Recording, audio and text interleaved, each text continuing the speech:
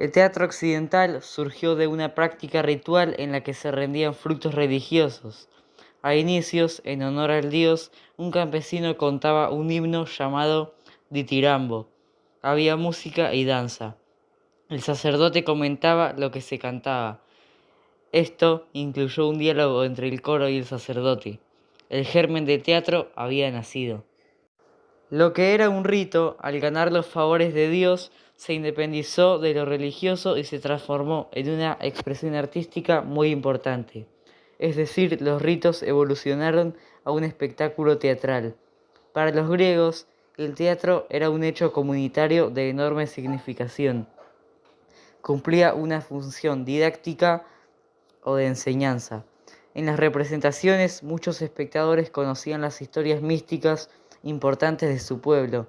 Eran alertados de la tiranía y los ejercicios democráticos del poder. La tragedia.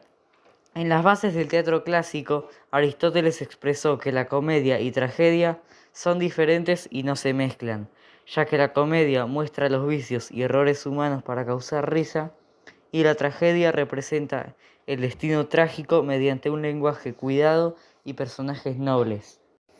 En la tragedia se produce el anagnórisis, hecho oculto que sale a la luz, después de un reconocimiento que cambia el destino del personaje, llamado peripecia. Los nombres que se rebelaban contra el orden impuesto por los dioses cometían una falta denominada igris, que significaba que se sentían por encima de los designios de la divinidad que producía su caída. El cambio de suerte de los personajes producía un efecto de compasión o terror ante el destino trágico del héroe. Este efecto se llama catarsis. Dos tramas del texto. Parlamentos. Convierten el texto teatral en texto diagonal. Las voces de dos o más enunciadores toman la palabra por turnos.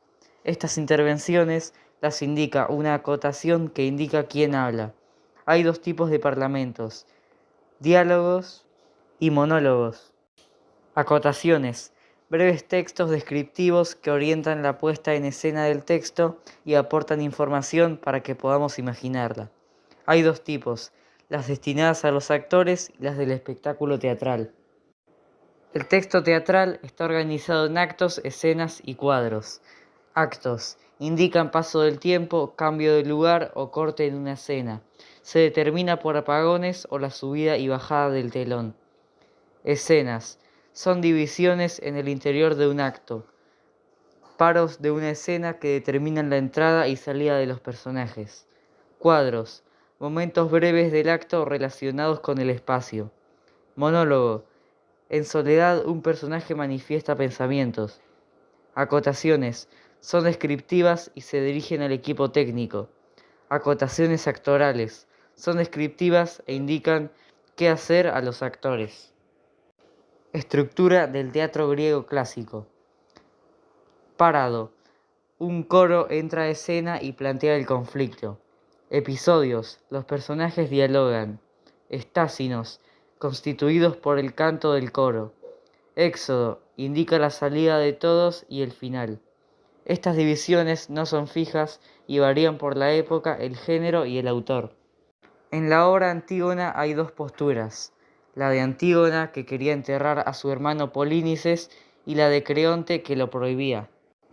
Otro personaje que discute con Creonte es Hemón por su compromiso con Antígona. Hemón lo intentó persuadir para que los escuche, pero Creonte los condenó a muerte. Antígona defendía las leyes de los dioses porque era su deber moral y religioso. También defiende a su hermano Polínices porque él había muerto y lo quería enterrar, pero Creonte se lo prohibió. Antígona lo quería enterrar adecuadamente porque era su deber moral y familiar.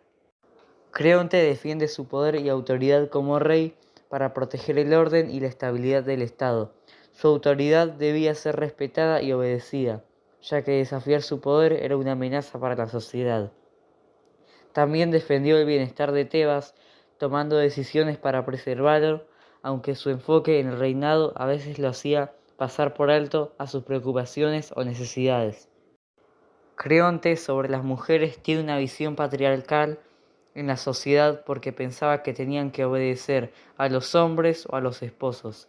Además, no aceptaba sus decisiones.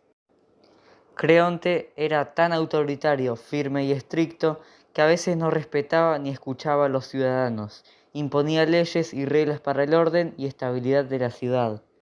Hemón amenazó a su padre Creonte con quitarse la vida si le hacía algo a Antígona, que era su prometida.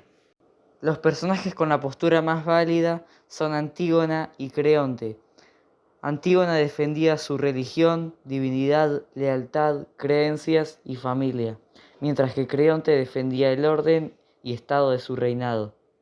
Creonte escuchó los consejos de su hijo Hemón, pudiendo aprender a escuchar consejos de un joven. Antígona desafió a Creonte, que no lo dejaba enterrar a su hermano, pero ella decidió qué hacer y tuvo derecho a decidir qué hacer en su propia vida.